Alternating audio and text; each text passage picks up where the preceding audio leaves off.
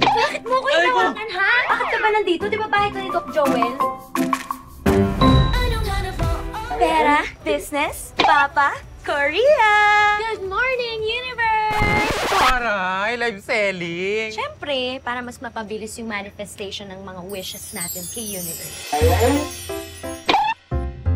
Kuya Turco, ano na? Kalahating araw na yung lugi ko. Kalating araw na rin ako gumagawa dito.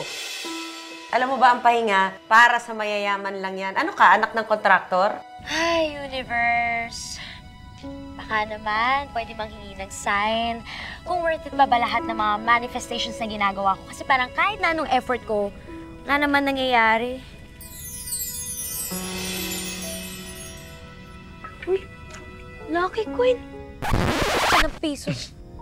A little conversation. Faith, effective ba talaga? Ang alin? Yung manifestation routine.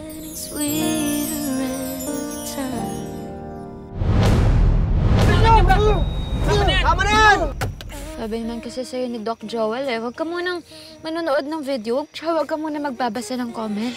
Uy. Trust the process nga, diba? Kaya nga tayo nandito. Halo-halo. Baka gusto nyo rin. Sapak sa sarap.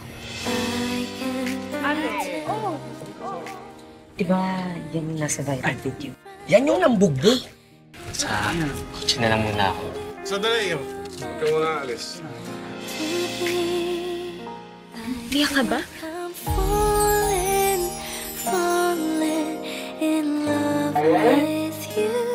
Di ba, nililigawan mo na si Faith? Huwag kang ganyan. Hindi totoo yan. Hiringin din. Ito yun. Hindi mo lang kasi ako tinititigan eh. Alam mo, bagay sa manifestation mo yung ganyang lalaki katulad ni Drew.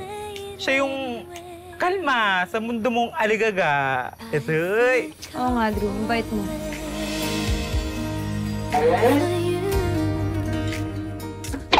Kung makatitig ka kasi, si Papa, tingnan mo yung niluluto mo, baka masunog. Faith, Ay, yayaan sana kitang... Faith. Gusto sana akong sabihin sa'yo. Joaquin! I think I'm falling Ang cute mo. Maliit. Parang keychain. Maldita! I don't know what to